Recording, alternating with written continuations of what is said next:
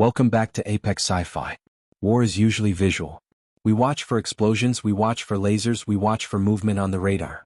But we often forget that fear has a sound. Imagine fighting an enemy that doesn't just shoot at you.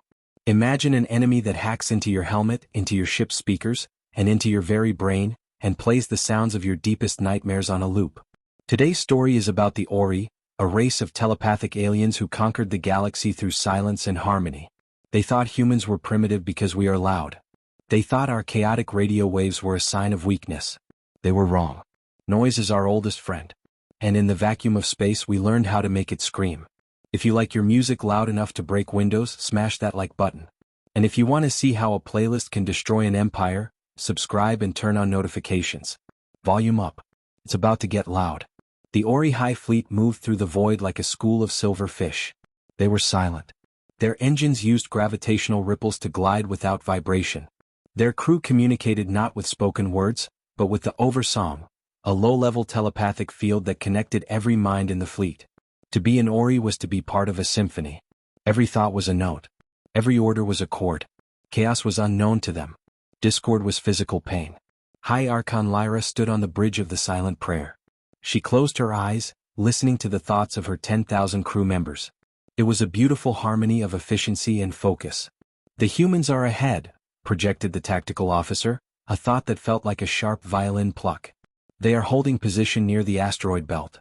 3 cruisers. Shields up. Weapons hot. Lyra opened her eyes. Her large, sensitive auditory receptors, delicate structures that could hear a pin drop a mile away, twitched. They are crude, Lyra projected back, a soothing cello sound. Their ships vibrate. Their reactors thunder. They pollute the silence of the void. We shall cleanse them. Prepare the resonance beam. The Ori weapon was elegant. It used sound waves compressed in a vacuum bubble to shatter the molecular bonds of enemy ships. It required perfect concentration to aim. Targeting the lead ship, the UNS Banshee, tactical sang. Firing in 3, 2. On the bridge of the UNS Banshee, Captain Ruckus O'Neill was chewing gum and looking at a spectrum analyzer. "They're locking on, Cap," said Lieutenant Sarah D.J. Vance at the comm station. "I'm reading a massive harmonic spike. They're trying to sing us to death." Ruckus grinned. He adjusted his noise-canceling headphones. "Cute," he said. "Are the arrays aligned?" "Dish 1 through 5 locked on their flagship," Sarah replied, fingers flying across a mixing board that looked more suited for a concert stadium than a warship. "The viral carrier wave is ready. Encryption breakers are green." "All right," Ruckus said, leaning back. "They like silence? They like harmony? Let's introduce them to the mosh pit. Execute protocol, tinnitus." Sarah slammed her hand on the enter key. "Dropping the bass, sir." Across the void, high-powered communication lasers struck the hull of the silent prayer. They didn't burn through the armor. They weren't heat lasers. They were data carriers. They brute-forced their way into the Ori's internal communication grid. They hijacked the speakers. They hijacked the headsets. And worst of all, they bled into the telepathic oversong frequencies. On the Ori bridge, the silence shattered. It didn't start with a scream. It started with a feedback loop. A high-pitched, electronic screech that drilled directly into the sensitive hearing organs of every alien on the ship. Scree. Lyra fell to her knees, clutching her head. The harmony in her mind broke instantly. The connection to her crew snapped. "What is this?" she tried to project, but her mental voice was drowned out by the intrusion. Then the audio file started playing. Humans have created millions of sounds. Some are beautiful. Some are terrifying. The Banshee played them all at once. Layer 1, the sound of an Aztec death whistle, a shrieking wind that sounds like a human screaming in agony. Layer 2, a chaotic off-tempo heavy metal drum solo played at 200 beats per minute. Layer 3, the distorted, slowed-down laughter of a child. Layer 4, static white noise amplified to 150 decibels.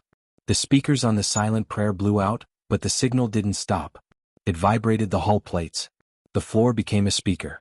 The walls became a speaker. "Make it stop," the tactical officer screamed aloud, a vulgar, physical act for an Ori.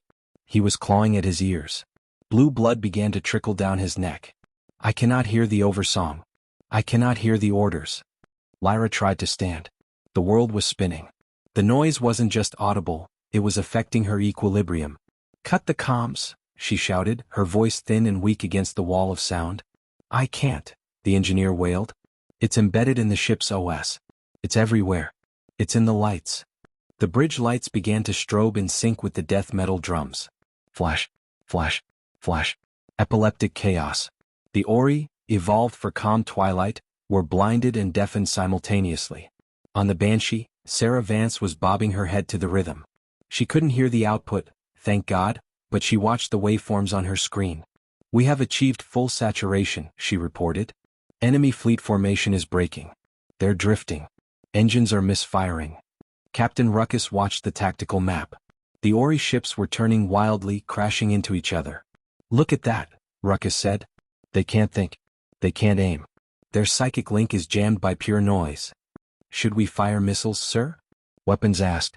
Not yet, Ruckus said. Turn it up. Give them the nails on a chalkboard remix.